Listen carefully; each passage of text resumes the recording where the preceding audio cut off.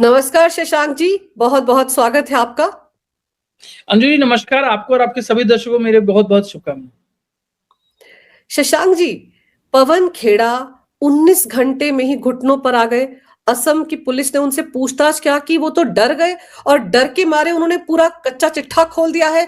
यहां तक कह दिया कि जो डॉक्यूमेंट वो दिखा रहे थे, वो जो पासपोर्ट से जुड़े हुए, फर्जी पासपोर्ट से जुड़े हुए हिमंता बिस्व शर्मा की पत्नी के पासपोर्ट जो दिखा रहे थे, वो सारे डॉक्यूमेंट तो उनको तैयार करके दिए गए थे और आला कमान को गौरव गोगोई ने समझाया था, कन्विंस किया था कि ये बड़े ऑथेंटिक डॉक्यूमेंट्स हैं। तो ये जो कहानी है अब किस तरफ जाती दिख रही है? अंजू जी, झूठ चाहे कितना भी तेजी से आगे बढ़े, सच की एक चपेट उसको रोकने के लिए काफी होती है।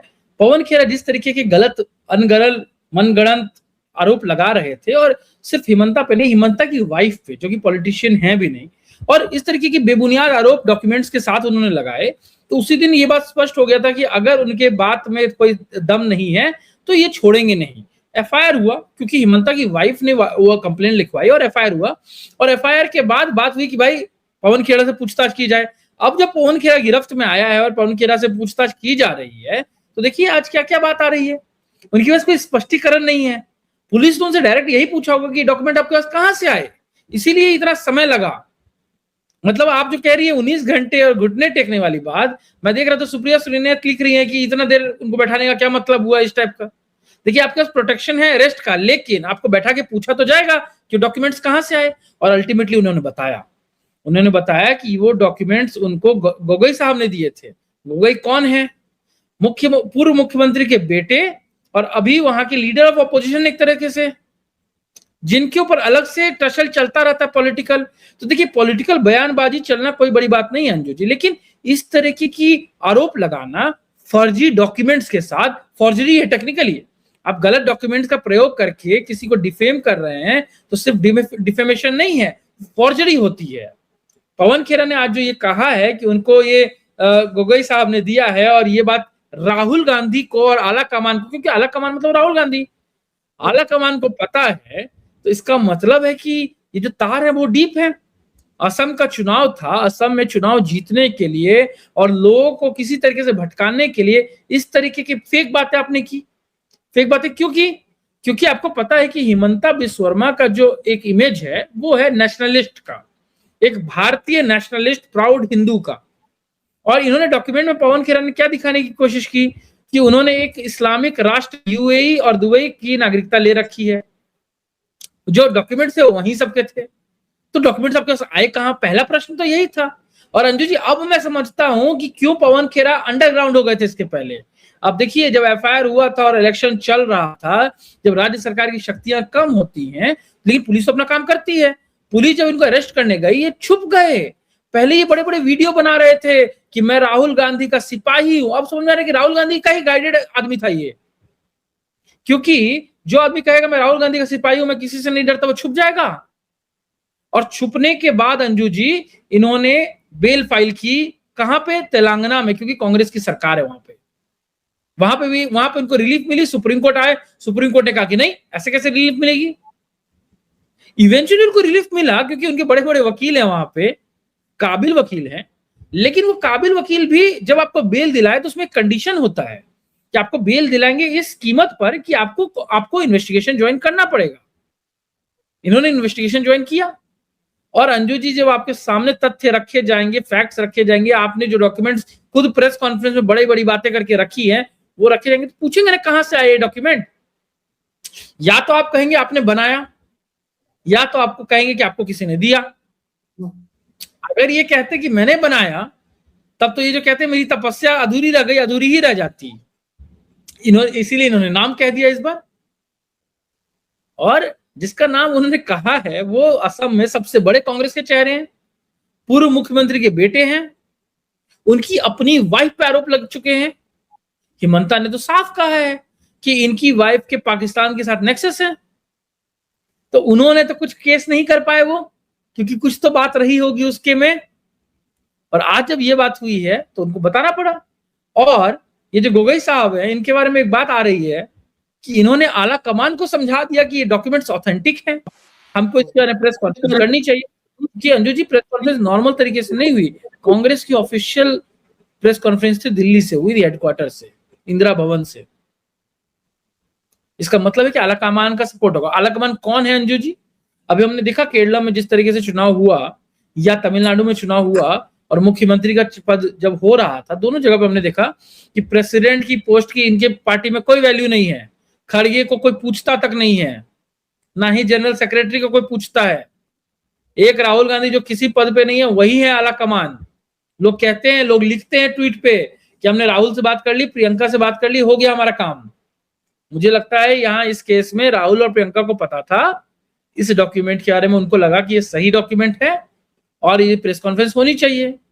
लेकिन गड़बड़ बात ये है अंजू जी कि आप इस तरीके का कोई गलत अगर आरोप लगाते हैं तो आपको उसका खामियाजा भुगतना पड़ेगा। पर यहाँ एक चीज और है ना, अब बड़ी बड़ी बातें कर रहे हैं। जब पुलिस से पूछताछ हुई तो ये कह रहे हैं कि मैं तो कानून पर भरोसा करता हूं, मैं तो पूरा कोऑपरेट कर रहा हूं। अगर आप सच्चे थे तो अंडरग्राउंड क्यों हो गए थे? दिल्ली से छुपकर आप तेलंगाना क्यों चले गए थे? और वहां पर आधार कार्ड भी गलत सलत देकर क्यों वहां पर कोशिश कर रहे थे कि अग्रिम जमानत मिल जाए? अब आप कोऑपरेट कर रहे हैं, तब आप भागे फिर रहे थे कानून से।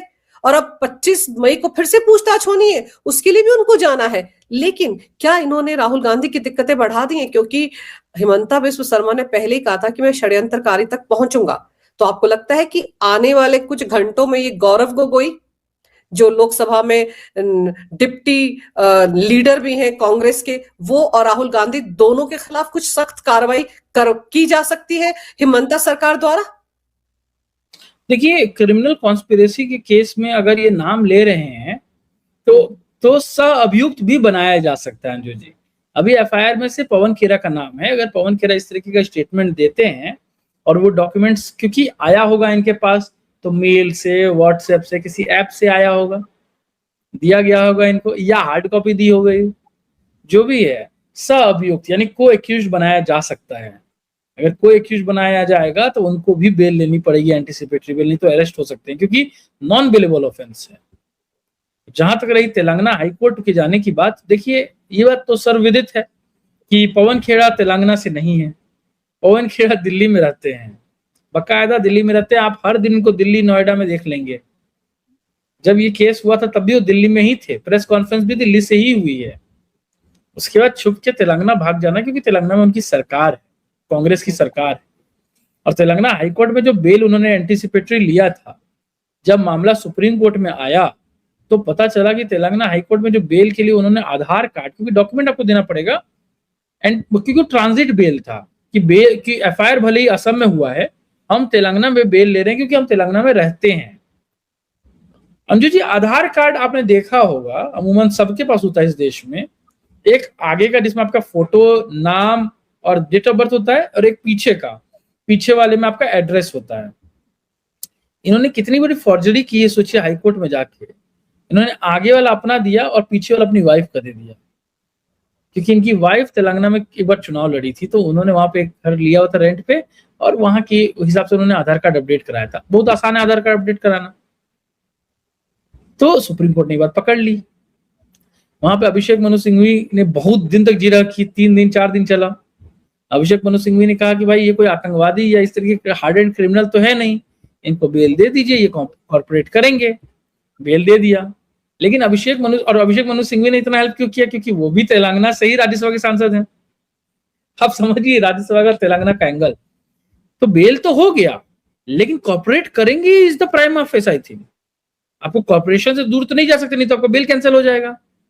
अगर आप पुलिस के सामने बैठेंगे और आपको आपके खिलाफ एविडेंस है, तो पुलिस तो पूछेगी ना, भाई इसमें और कौन लोग कॉन्स्पिरेटर हैं, ये कहां से आया डॉक्यूमेंट, क्यों फॉर्ज किया गया, आपका इंटेंशन क्या था, आपने ये फर्जी आरोप लगाए क्यों, इससे आप साबित क्या करना चाहते थे, सिद्ध क्या लेना चाहते थे, इस तरीके की बातें वही हुई।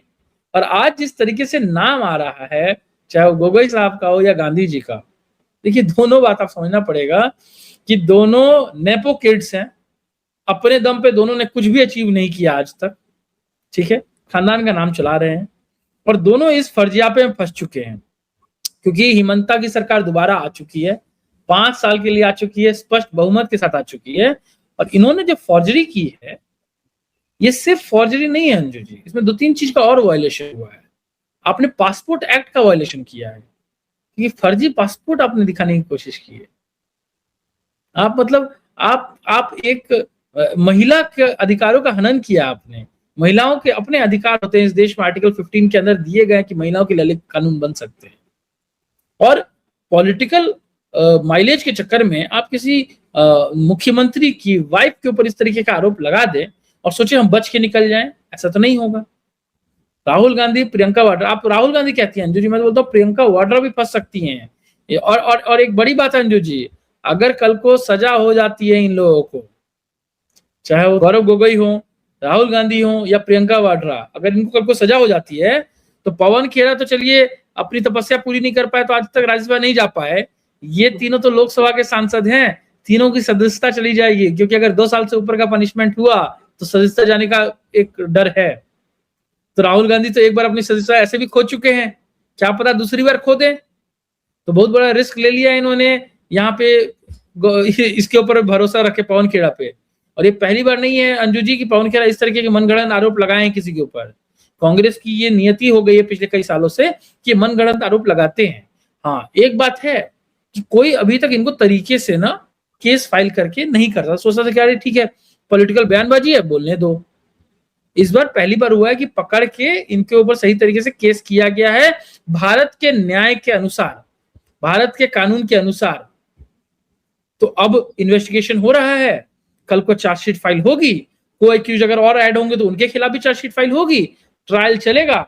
हेमंता ने कह दिया कि हम छोड़ेंगे नहीं, जो जो इन्वॉल्व होगा सबको इसके अंदर जाना पड़ेगा, क्योंकि हेमंता की वाइफ भी तो आखिर असम की सिटीजन है, असम की एक मेंबर, असम की एक नागरिक है, उनको भी तो उनको देना पड़ेगा सुरक्षा। और अगर ये नागरिकता का ये बात जो आगे बढ़ी, कोई बड़ी बात नहीं होगी अंजू जी कि आप राहुल गांधी और गौरव गोगोई का जाते हुए देख लेंगे और इनको सुप्रीम कोर्ट में फिर से लड़ते हुए देखेंगे। तो आई एम सीइंग कि क्या होने वाला है आगे। बिल्कुल, इनके लिए बड़ी मुश्किल वक्त आने वाला है, क्योंकि गौरव गोगोई को लेकर और राहुल गांधी को लेकर जो बातें पवन खेड़ा ने पुलिस के सामने उगली हैं, वो तो इनके लिए मुसीबत बनने वाली है। आपने इतने बड़े पैमाने पर फर्जीवाड़ा किया, एक महिला पर सवाल उठाए, चुनाव में उसका फायदा उठाने की कोशिश की। और अगर आपको याद होगा चुनाव प्रचार के दौरान राहुल गांधी क्या कहते थे कि हम तो जैसी सरकार में आएंगे वैसे ही हेमंता को जेल में डाल देंगे। ये बातें राहुल गांधी करते थे, और अब तो नौबत ये आ गई है कि ये सब जेल जाने वाले हैं, तो बहुत आसानी से बच नहीं पाएंगे इस मामले में। और तिकड़मबाजी इनके जो बड़े बड़े लॉयर हैं वो किस तरह से इनको बचाते, वो सब तो देखने को मिलेगा। इधर ये लोग फर्जीवाड़ा कर रहे हैं, उधर ममता बनर्जी का भी तो फर्जीवाड़ा है। वो जो अपने आप को वकील बताती फिर रही हैं, अब तो उनको लेकर ये भी खुलासे हो रहे हैं कि वो तो ये भी कहती थी कि उनके पास डॉक्टरेट की उपाधि है, जबकि जिस यूनिवर्सिटी का नाम लेती थी वो शशांक जी, वो यूनिवर्सिटी थी ही नहीं, ब्रह्मांड में उस नाम की कोई यूनिवर्सिटी नहीं है। हाँ नहीं बिल्कुल अंजू जी, 2 बातों पे बात करते हैं। पहले तो जो डॉक्टरेट वाली बात है, बिल्कुल सही बात है। इस देश में ना एक और दिक्कत है लोगों के साथ कि आप पढ़े लिखे कम है तो आप बता दें हम इतने ही पढ़े लिखे हैं, ये एक्स्ट्रा बता के एक्स्ट्रा ये और कुछ नहीं है, वोटर्स को बेवकूफ बनाने वाली बात है, जो इलीगल एक्ट है अंजू जी। आप इस देश के वोटर्स को बेवकूफ नहीं बना सकते। मुझे तो लगता है इसमें इलेक्शन कमीशन को भी अलग से संज्ञान लेना चाहिए। ये न्यू जॉर्जिया यूनिवर्सिटी के नाम से जो इन्होंने पर्जापा करने की कोशिश की कि हम वहां से डॉक्टरेट किए हुए, हमने पीएचडी की हुई है, नाम के आगे डॉक्टर अंजू जी। मतलब मेरे को लगता है आपको अगर नाम के आगे डॉक्टर लिखवाने का इतना ही शौक था तो आप कर लेते पीएचडी, या किसी से कह के भाई मानद उपाधि ले लेते। लेकिन नहीं, ऐसी यूनिवर्सिटीज जो एग्जिस्ट ही नहीं करता है, और ये किया भी हुआ इनके पार्टी के किसी ने इनको चढ़ाने के लिए कि यार ले लेते हैं, दीदी ने ले लिया, दीदी ने डॉक्टर भी लिखना शुरू कर दिया। अब जब पता चला है कि वो यूनिवर्सिटी एग्जिस्ट ही नहीं करती है तो नाम से डॉक्टर भी हट गया।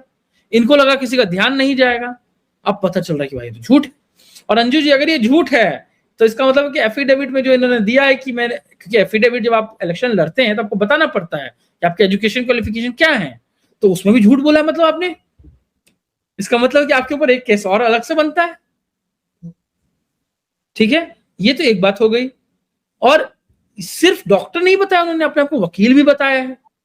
अब सोचिए अंजू जी, इस देश में अगर कोई वकील है तो इन्होंने कुछ समय पहले सुप्रीम कोर्ट में जाके अपीयरेंस दिया अपना, जिसमें ये गाउन वाउन पहन के चली गई। तो वहां गाउन नहीं कही थी, लेकिन वहां पे पूरा भौकाल की हम वकील हैं, ये भी वकील हैं, इनका आईटी सेल वो दिखाने की कोशिश किया। और आज चुनाव हारने के बाद कलकत्ता हाईकोर्ट में ये वकील बन के गई। सबसे बड़ी बात अंजू जी कि अगर वो वकील होती तो भी वो सीनियर एडवोकेट का गाउन नहीं पहन सकती है, वो सीनियर एडवोकेट का गाउन पहनी हुई थी। क्यों पहनी हुई थी अंजू जी, आप पूछिएगा। पिछले 5 साल 10 साल में जितने बड़े बड़े वकील उन्होंने टैक्स पेयर्स के पैसे से लगाए हैं, चाहे सुप्रीम कोर्ट में हो या हाई कोर्ट में हो, चाहे वो आरजीकर कॉलेज की रेप विक्टिम के अगेंस्ट में लगाया गया हो, चाहे वो एसआईआर हैपनिंग के अगेंस्ट में लगाया गया हो, या दूसरों को परेशान करने के लिए लगाया गया हो, वो सारे सीनियर हैं, उनके गाउन अलग होते हैं। इन्होंने सोचा कि वैसा ये गाउन मैं भी खरीद के पहन लेती हूँ। इन्होंने नया नया राज्यसभा सांसद जिसको बनाया, मेनका गुरुस्वामी, वो सीनियर है। कपिल सिब्बल इनके वकील सीनियर है, अभिषेक मनु सिंघवी सीनियर है, कल्याण बनर्जी सीनियर है। तो इन्होंने सोचा जब ये चारों पहन सकते तो मैं क्यों नहीं पहनूं। इन्होंने कहा भाई जो सबसे अच्छा सीनियर वाला गाउन दिख रहा है वही लेके आओ मेरे लिए। तो ये तो अपने आप में गड़बड़ हो गई। बाद में पता चला अंजू जी कि शायद ये वकील ही नहीं है, सीनियर तो बात की बात है, ऐसा मैं नहीं, ऐसा बार काउंसिल ऑफ इंडिया कहता है। बार काउंसिल ऑफ इंडिया, इस देश में अगर किसी को भी वकालत करना है तो उसको बार काउंसिल ऑफ इंडिया से रजिस्टर होना जरूरी है, पहले स्टेट बार काउंसिल और फिर bar council of India. Bar council of India ने 14 मई को एक लेटर जारी किया है state bar council of Bengal को, वेस्ट बंगाल को, और उन्होंने उनसे 9 प्रश्न पूछे हैं ममता बनर्जी के बारे में। उन्होंने कहा है कि हमने देखा है कि ममता बनर्जी जो वेस्ट बंगाल की पूर्व मुख्यमंत्री हैं, वो गाउन पहन के कोर्ट आ रही है, तो हमारे मन में कुछ डाउट है। पहला डाउट है, और डाउट्स हैं तो उसको क्लैरिफिकेशन के लिए आपको 2 दिन का समय है, 16 तारीख को आपको बताना पड़ेगा इसका आंसर। क्या क्या क्लैरिफिकेशन मांगा है, बोला उनका एनरोलमेंट नंबर बताइए अगर वो बार काउंसिल ऑफ बंगाल से रजिस्टर्ड है तो। दूसरा बोल रहा है कि अगर रजिस्टर्ड है तो तारीख बताइए किस दिन से किस दिन को रजिस्टर हुई है। तीसरा बोल रहा है कि क्या उनका नाम अभी भी स्टेट रोल में है एडवोकेट में, कि वो प्रैक्टिस कर रही है जाके। चौथा बोल रहा है कि क्या कभी भी मुख्यमंत्री रहने के दौरान उन्होंने वॉलंटरली सरेंडर किया था अपना बार काउंसिल का मेंबरशिप। फिर पूछ रहा है कि अगर ऐसा कुछ है तो किस तारीख को हुआ, कोई डॉक्यूमेंट है।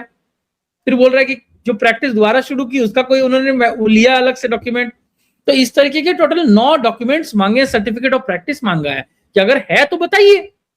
क्योंकि बार काउंसिल ऑफ इंडिया भी आश्चर्यचकित रह गया, क्योंकि आज तक हमने देखा था, बार काउंसिल ऑफ इंडिया ने देखा था कि मंत्रीगण कई बार मंत्री रहते हुए भी कोर्ट जाते हैं, और कई बार क्या होता है कि जब मंत्री होते हैं तो आप अपना टेम्पररी सरेंडर कर देते हैं कि अभी हम नहीं कोर्ट में आ रहे हैं, और जब दोबारा प्रैक्टिस में आते हैं तो दोबारा आप ले लेते हैं प्रैक्टिसिंग।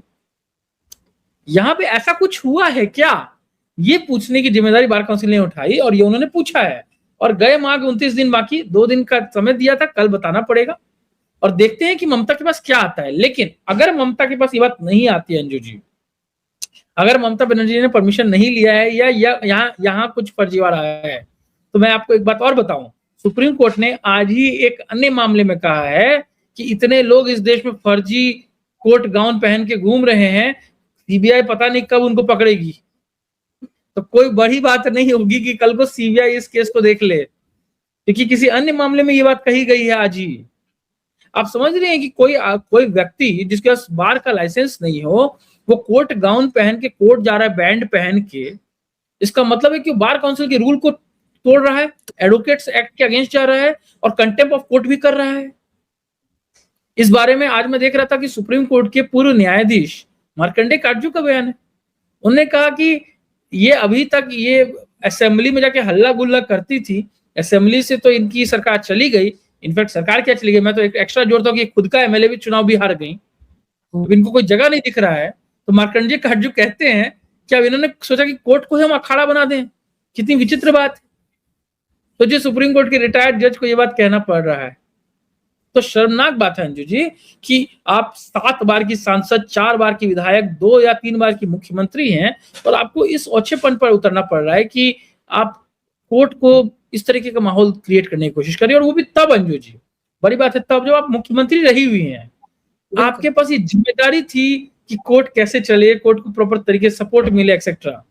आईपैक पे जब ईडी आया था छापा मारने, उस दौरान कि किस तरीके से टीएमसी के गुंडों ने कलकत्ता हाईकोर्ट को चलने नहीं दिया था, और अब इस तरीके की घटना हम देख रहे हैं। तो मुझे लगता है कि ममता बनर्जी बहुत गलत कर रही हैं, जिस पोस्ट को होल्ड की थी इतने समय से, उसके साथ वो बहुत गलत कर रही हैं। बिल्कुल, क्योंकि अगर आपका नाम एनरोलमेंट है, आपने एनरोल किया है प्रैक्टिस के लिए, आपके पास लाइसेंस है, तो वेस्ट बंगाल बार काउंसिल में आपका नाम रजिस्टर्ड होना चाहिए। और इतने घंटे क्यों लग गए आपको? तुरंत वो नाम नंबर ही तो देना है कि ये लीजिए एनरोलमेंट नंबर, और मैं लॉयर हूं, तो आपको डिग्री बतानी चाहिए, कहां से ली, बात खत्म। लेकिन ममता बनर्जी ने अगर कभी प्रैक्टिस की है तो लोगों को भी तो याद होगा कि कभी इन्होंने प्रैक्टिस की। किसी को नहीं पता कि ये लॉयर भी हैं। तो ये कभी, वो कहते हैं ना, दुग्गल साहब आज वकील बन गए, दुग्गल साहब अब डॉक्टरेट की डिग्री लेकर डॉक्टर ममता बनर्जी बन गई थी। ये इस तरह के ड्रामे ममता बनर्जी कर रही है। लेकिन ममता की दिक्कतें तो इसलिए भी बढ़ रही है ना शशांक जी, की अब आरजीकर जो केस था उसकी फाइल भी खुल गई है। 3 अधिकारियों पर गाज गिर गई है, शुभेंदु अधिकारी ने उनको सस्पेंड कर दिया है और वो मामला कलकत्ता हाईकोर्ट में रीओपन हो गया है। तो ममता बनर्जी तो उस मामले में फंसेंगी ना। अंजू जी, देखिए, बहुत सही बात आपने उठाई है। आप समझिए कि बंगाल में अभी पिछले 10-15 साल में जिस तरीके की सरकार चल रही थी तृणमूल में, वहां ट्रांसपेरेंसी नहीं थी। क्या होता था क्या नहीं होता था, सब विम्स एंड फैंसीज में होता था, अपने हिसाब से चल रहे थे। ठीक है, तो उसमें आरजीकर घटना जो हुई थी, आप याद करिए वो घटना क्या थी। एक डॉक्टर का रेप हुआ था, उसका मर्डर हुआ हॉस्पिटल के अंदर में, और 14 और 15 अगस्त की रात को जब पूरा देश स्वतंत्रता का वो मनाने के लिए तैयार था, तो 200 से 300 गुंडे घुसे, जिन्होंने जाके तोड़फोड़ की ताकि सबूत नष्ट हो जाएं। और उसके बाद सुप्रीम कोर्ट में बड़े बड़े वकील लगा दिए गए जो विरोध करें कि इसमें सीबीआई इंक्वायरी हो और डॉक्टर को प्रोटेक्शन कैसे मिले। और वहां इनके वकील जाके हंस रहे थे।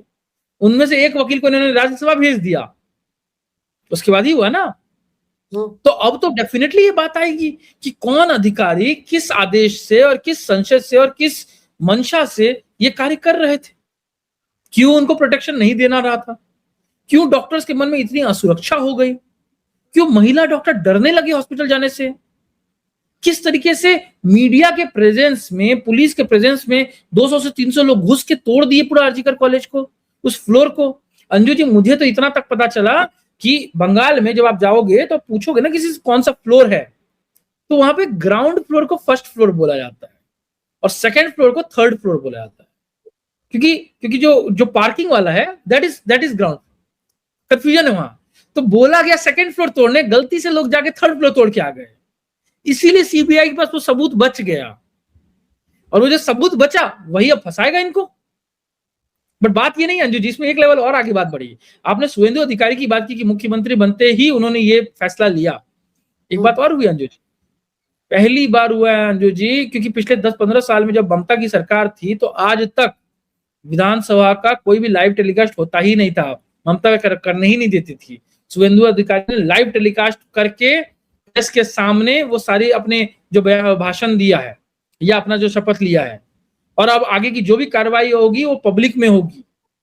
तो ये जो अपना इन्होंने फेक इमेज बना रखा था ना ममता बनर्जी ने, अभी तक साड़ी पहन के, वो केजरीवाल के कलम की तरह कि बड़ा शर्ट और वो रेनॉल्ड्स का कलम रखूंगा और खराब बाल रखूंगा तो मैं कॉमन मैन दिखूंगा। ममता ने भी वही किया, एक साड़ी पहनूंगी, चप्पल पहनूंगी, जब इलेक्शन आएगा तो पैर तोड़वा के चेयर पे बैठ जाऊंगी। वो जो फेक इमेज, वो मुझे लगता है असेंबली में ही खुलेगा इनका। तो बहुत अच्छा हुआ कि ये हुआ है। इनफैक्ट मैं देख रहा था आरजीकर कॉलेज की जो विक्टिम थी उसकी माता जी चुनाव लड़ी, इस बार जीती भी। उनसे पूछा गया, देखिए शालीन रत्ना देवनाथ उनका नाम है, बहुत ही दिलेर महिला है। उन्होंने ही तो फिर केस रीओपन करने के लिए कलकत्ता हाईकोर्ट का दरवाजा खटखटाया है ना। उन्होंने तो ये भी बताया कि इनका एक एक्स एमएलए निर्मल घोष, उसको अरेस्ट किया जाना चाहिए। उन्होंने ये दरख्वास्त की है कि वो शख्स था जिसने पीड़िता के शव को कब्जे में लेकर आनन फानन में माता पिता की इजाजत के बिना, उनको शव दिखाया नहीं गया था, उसका अंतिम संस्कार कर दिया था। ये निर्मल घोष ने किया था। किसके इशारे पर किया था? ममता के इशारे पर। किसको बचाने के लिए? भाईजानों को बचाने के लिए। बिल्कुल, क्योंकि ममता बनर्जी सिर्फ मुख्यमंत्री नहीं थी, वहां होम मिनिस्टर भी है, पुलिस उनके अधिकार क्षेत्र में आता है। ये तो हमने देख ही लिया किस तरीके से डीजीपी को अपने पॉकेट में लेके घूमती थी वो, ये तो हमने देखा ही है। तो रत्ना जी ने डेफिनेटली बहुत बहुत दिलेरी का काम किया है। और लेकिन आप देखिए शालीनता भी, रत्ना जी से जब पूछा गया मुख्यमंत्री, पूर्व मुख्यमंत्री ममता बनर्जी के, उन्होंने कहा कि मेरे को उनके बारे में कुछ नहीं कहना है, मुझे कोर्ट से उम्मीद है और हमारी सरकार न्याय दिलाएगी मेरी बेटी को। उन्होंने कहा मेरी बेटी मेरे साथ है और मैं न्याय के लिए लड़ूंगी। उनका जो पूरा ये चुनाव ही में आना था वो इसीलिए था कि उनको अपनी बेटी के लिए न्याय नहीं मिल पाया पूर्व सरकार में। आप सोचिए अंजू जी, घटना हो गई, दुर्घटना हो गई, चलिए होती है, लेकिन अगर संजीदा होती सरकार को अगर मन में होता कि हम उसको न्याय दिला पाए तो इसकी नौबत ही नहीं आती। बिल्कुल। लेकिन वो जो निर्मल की बात आप कर रहे हो वो भी तो भागा हुआ है, वो भी तो दिख नहीं रहे हैं कहीं। तो बहुत और मैं तो बहुत सैल्यूट करता हूं शुभेंदु अधिकारी का, क्योंकि शुभेंदु अधिकारी उस पार्टी से आते हैं, तृणमूल का संस्कार वो जानते हैं। उससे वो जो एकदम दुखी हो गए थे तब वो भाजपा में आए थे। उन्होंने देखा कि किस तरह के कार्य होता है, तो आते ही उन्होंने सारे बोर्ड से, सारे एडवाइजरी से, सबसे हटा दिया तृणमूल के लोगों को, क्योंकि इन्होंने कब्जा कर लिया था। और आज जो मार्कंडेय का जो कह रहे हैं, मार्कंडेय का जो पूर्व जस्टिस है सुप्रीम कोर्ट के, उन्होंने क्या कहा? उन्होंने कहा कि ममता बनर्जी अब हथियाना चाहती है हाईकोर्ट को और अपना अड्डा बनाना चाहती है। अड्डा वर्ड यूज किया है। तो सोचिए कि एक पूर्व मुख्यमंत्री ने, जिसने ये नकाब रखा हुआ अपने चेहरे पे, उसकी क्या क्या परतें खुलेंगी। और मैं मानता हूं अंजू जी, अगर इसमें मुख्यमंत्री, पूर्व मुख्यमंत्री ममता बनर्जी का नाम है तो सजा उनको भी होनी चाहिए। एक महिला होते हुए हमने उनसे अधिक अपेक्षा थी कि वो ज्यादा संजीदा होंगी, लेकिन उन्होंने बड़े बड़े वकील, आप कंपनसेशन विक्टिम को ना देके बड़े बड़े वकील अपने सुप्रीम कोर्ट में खड़े कर दिए कि इसका विरोध करो, सीबीआई को मत आने दो, पोस्टमार्टम ठीक से मत होने दो। वही ना, वो सारी चीजें जो है उनका हिसाब ममता बनर्जी को देना पड़ेगा। लेकिन आप ये सोचो, एक साथ कितनी ऐसी फाइलें खुल गई हैं जिनमें ममता बनर्जी और उनके भतीजे का नाम भी आएगा। शुभेंदु अधिकारी ने विधानसभा के अंदर खड़े होकर ही तो कहा कि तृणमूल के नेताओं को कहीं जाने की जरूरत नहीं, उनको असुरक्षित महसूस करने की जरूरत नहीं है। लेकिन जिनके भी नाम 2021 के पोस्ट पोल वायलेंस में होंगे, एफआईआर में जिन जिन के नाम होंगे, वो तो जेल जाएंगे ही जाएंगे। तो उस वायलेंस में ममता बनर्जी की भी तो भूमिका थी, अभिषेक बनर्जी की भी तो भूमिका थी। वो दोनों भी एफआईआर में अपने नाम खंगाल रहे होंगे इस वक्त, क्योंकि जिन जिन के नाम है उन सब पर शिकंजा कसेगा। उनको बख्शने वाले नहीं है शुभेंदु अधिकारी। बंगाल की जनता यही चाहती है ना। बिल्कुल अंजू जी, 2021 का पोस्ट पोल वायलेंस हम कैसे भूल सकते हैं? असम नहीं होता अगर बगल में, या बिहार नहीं होता, मणिपुर नहीं होता, मेघालय नहीं होता, लोग क्या कर रहे होते? लोग को पलायन करना पड़ गया अपने अपने ही राज्य से। क्यों? क्योंकि उन्होंने किसी और को वोट कर दिया था। कश्मीर का 1990 का कश्मीर को इन्होंने वापस 2021 में बंगाल में दिखा दिया। लोग को ना सिर्फ भागना पड़ा, लोगों का रेप हुआ है, सामूहिक रेप हुआ है, मर्डर हुआ है, लिंचिंग हुई है। बड़े बड़े नारे दिए गए। जो इनका मेयर था, ममता बनर्जी का मेयर था कलकत्ता का, वो खुला बोलता था। तो हम भूल गए। फिरहाद हकीमी उसका नाम है ना जी। और उसके संदेश खाली जैसे अन्य कई मामले। बहुत अच्छी बात है कि आज एक और बात हुई है अंजू जी, इन्होंने सीबीआई को 3 बड़े घोटालों की स्वीकृति दे दी है कि आप करिए इन्वेस्टिगेशन। सबसे बड़ी मांग क्या थी सेंट्रल गवर्नमेंट की? कॉर्पोरेट फेडरलिज्म की बात होती है कि राज्य की अपनी शक्तियां हैं, केंद्र की अपनी शक्तियां हैं। केंद्र एक ही चीज बोलता था भाई कि हमको ना बॉर्डर फेंसिंग करनी है ताकि बांग्लादेश से लोग भारत ना आए, बहुत दिक्कत होता है। ममता बनर्जी यही बात करके सरकार में आई थी, आके तो पलट गई क्योंकि उसको बांग्लादेशी मुस्लिम का सपोर्ट चाहिए था।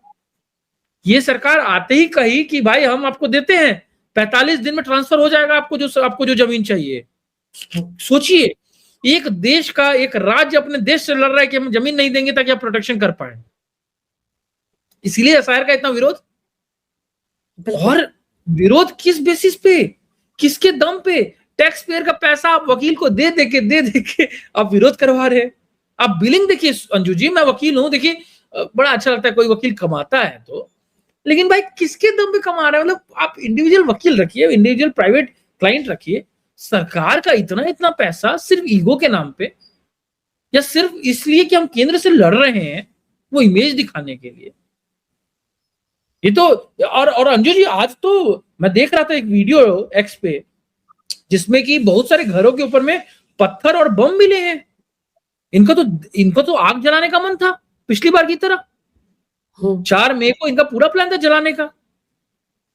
ये तो इलेक्शन कमीशन की समझदारी थी कि इस बार उन्होंने कहा था कि अगली सरकार बनने तक हम केंद्रीय सुरक्षा बलों को वापस नहीं बुलाएंगे। अभी भी 90 दिन तक वो वहां पर तैनात रहेंगे। और एक चीज और हुई है शशांक जी, की अब वेरिफिकेशन हो रहा है। ममता बनर्जी ने अपने इन रोहिंग्या वोटर्स को, वो जो घुसपैठी हैं अवैध बांग्लादेशी, उनको फर्जी SC ST के सर्टिफिकेट बांटे, उनको ओबीसी कैटेगरी में शामिल कर दिया। उनको सरकारी योजनाओं का फायदा दिया जा रहा था और जो डिजर्विंग है, जो यहाँ के लोग हैं, उनको नहीं मिल रही थी। अब उनका वेरिफिकेशन भी दोबारा करवाएंगे शुभेंदु अधिकारी। तो आप सोचिए इनके कहां जाएंगे इनके वोटर, और वो जो फर्जीवाड़ा करते थे, जो अभी बम लेकर बैठे हुए थे, उनका क्या होगा? उसके लिए भी रोएंगी गाएंगी ममता बनर्जी थोड़े दिन में। बिल्कुल बिल्कुल, और सिर्फ वही, लेकिन यहाँ एक चीज का डिफरेंस रहेगा अंजू जी। पहले तो क्या था, इनके फ्री के वकील इनको मिल जाते थे क्योंकि सरकार पैसा दे रही थी। अब क्या होगा? जो इनके बड़े बड़े वकील हैं, मुझे तो नहीं लगता कि फ्री में इतना केस लड़ पाएंगे इनके लिए। देखिए, आइडियोलॉजी के लिए थोड़ा बहुत तो लड़ लेंगे, बिना पैसे के केस कैसे लड़ेंगे? वो भी एक बात है अंजू जी, बहुत बड़ी। इतने दिन तक तो इन्होंने टैक्स पेयर्स के बड़े बड़े पैसे डाल डाल के, अरे टाइम भूल गए क्या अंजू जी कि ममता बनर्जी की पेंटिंग करोड़ों में बिक रहे थे? क्या हो रहा था, किसका पैसा, कैसा पैसा, कौन सा ब्लैक मनी, नहीं समझ में आ रहा था क्या लोगों को? तो हो ही रहा था। तो इनको उम्मीद नहीं थी कि हम हार भी जाएंगे। इनको लग रहा था कि ये जो बांग्लादेशी मुस्लिम्स के वोट्स हैं, उसके बेसिस पे जीतते जाएंगे। इसीलिए देखिए ना, बांग्लादेश में भी अफरा तफरी मची हुई है। वहां के इस्लामिक कुछ कट्टरपंथी कह रहे हैं कि कुछ हिंदुओं को मार दो, तभी वेस्ट बंगाल में थोड़ा सा एक मैसेज जाएगा। कुछ लोग मांग कर रहे हैं कि शुभेंदु अधिकारी कैसे मुख्यमंत्री बन सकता है, बीजेपी कैसे सरकार बना सकती है। तो वो होता है ना, एक नास मनुष्य का छाता है तो पहले विवेक मर जाता है। विवेक मर गया है, ममता बनर्जी का विवेक मर चुका है, नहीं तो वो इस तरह की कृत्य नहीं करती अंजू जी। अब ये जो हम देख रहे हैं कि फर्जी डॉक्टरेट लगाना, चाहे फर्जी वकील बन के जाना, या इस तरीके के अनर्गनल बयान लगाना, बम और हथियार तैयार रखना कि भाई अगर थोड़ा बहुत सरकारी दर्द हुआ तो अटैक कर देंगे। मतलब उन्होंने डोनाल्ड ट्रंप की तरह ये भी बोलना शुरू किया कि हम सरकार नहीं छोड़ेंगे, हम चुनाव नहीं हारे हैं। तो बाद में समझ में आया कि कोई ऑप्शन नहीं है, तो उन्होंने सरकार छोड़ी आखिरी दिन, इन केस आपको याद हो। छोड़ी भी नहीं, वो तो राज्यपाल ने बर्खास्त कर दिया, क्योंकि कार्यकाल पूरा हो गया था पुरानी सरकार का, नई सरकार सामने खड़ी थी, तो फिर तो ये करना ही था। लेकिन यहाँ पर एक चीज और है, अभी आप देखो बुलडोजर जिस तरह से चल रहा है, इनके पसंदीदा वोटरों के घर पर, फर्जी वोटरों के घर पर, घुसपैठियों के घर पर, उसके लिए कैसे बिलख बिलख कर रो रहे हैं वो लोग। उनको तो समझ में आना चाहिए कि वो तो किस तरह से बम और पत्थर तैयार करके बैठे थे। जो कुछ अभिषेक बनर्जी ने कहा था 4 तारीख के बाद हम डीजे बजाएंगे, उसका मतलब ये था कि हम हिंदुओं को काटेंगे। अब देखिए वीडियो बना बना कर दोनों बुआ भतीजा बारी बारी से पोस्ट करते रहते हैं सोशल मीडिया पर। हिम्मत नहीं है लोगों के बीच जाने की, क्योंकि जिस तरह से बंगाल में अभी भी जश्न मनाए जा रहे हैं, जिस तरह से इनको देखते ही कोर्ट में भी नारे लगे ना, उद्घोष हुआ ना जय श्री राम का, और चोर फाइल चोर ये सब लोगों ने बोला, तो वो बीजेपी के कार्यकर्ता नहीं थे, वहां के लोग थे जिन्होंने ये सब कुछ बोला। तो अब सोचिए, पहली बार शायद मैंने कोई ऐसी सीएम देखी है या एक्स सीएम देखी है जो चुनाव हार गई और उनकी इतनी फजीहत हो रही है। बंगाल के लोग कैसे उनको मतलब जलील कर रहे हैं। सिक्किम के राजा जब बहुत अनपॉपुलर हो गए अपने ही में, और समझ में आ गया कि वो सीआईए के एजेंट के थ्रू बिक गए हैं, तो सिक्किम का विलय हो गया हमारे देश में। तो उसका पहला चुनाव हो रहा था, तो उनको कहा गया कि भाई आप मत जाइए, हो सकता है आपको वैसा वेलकम ना मिले जिसकी आपको आदत है। तो सिक्किम के राजा अपने चौड़ में थे, वो कहे कि नहीं हम तो जाएंगे। और वो गए, तो जो लोग मजबूरी में कल तक डर के मारे या जो भी बोल लीजिए, उनके हाथ जोड़ के खड़े होते थे, वहीं जूता खड़ा लेके खड़े थे उनके लिए। वो सदमा था उनके लिए। सेम चीज मैं देख रहा था तो मेरे को वही याद आई इनकी। आपको कहता हूँ अंजू जी, कलकत्ता से बहुत दूर, बंगाल से बहुत दूर दिल्ली में मैं रहता हूँ। मेरी हाउस हेल्प यहाँ जो खाना बनाती है मेरे यहाँ आके, वो अपने पूरे परिवार के साथ गई है वोट देने के लिए। मैंने उनसे कहा कि आप इतना खर्चा करके जा रही हैं, क्यों वोट देने जा रही है और किसको देने जा रही है? पहले तो थोड़ी हेजिटेंट थी, आखिर में कहा कि भैया हम तो बीजेपी को वोट देंगे। तो मेरा ऑब्वियस क्वेश्चन था कि क्यों देंगे, और वो महिला है, उन्होंने कहा कि हम बीजेपी को इसलिए वोट देंगे क्योंकि नहीं देंगे तो बांग्लादेश के मुस्लिम आ जाएंगे हमारे घर पे रहने के लिए। समझ रहे हो मैसेजिंग कितनी बड़ी गई है, जो कि फैक्ट भी है। और मैं देख रहा था कि आरएसएस और बीजेपी ने जितनी मेहनत की है पिछले 5 साल 10 साल में, वो बहुत काम आया है, वो बताया गया और वो फैक्ट भी है। और केजरीवाल का मामला देखिए, केजरीवाल के खिलाफ तो अब कंटेम्प्ट ऑफ कोर्ट की कार्रवाई शुरू हो गई है, वो भी क्रिमिनल। लेकिन यहां पर ये भी बड़ी अजीब बात है कि अभी भी उनके प्रवक्ता सोशल मीडिया पर कह रहे हैं कि देखिए जस्टिस स्वर्ण कांता शर्मा ने खुद को रिक्यूज कर लिया केस से, अब वो शराब घोटाले के मामले की सुनवाई नहीं करेंगी। यही तो केजरीवाल चाहते थे, ये तो आम आदमी पार्टी की जीत है।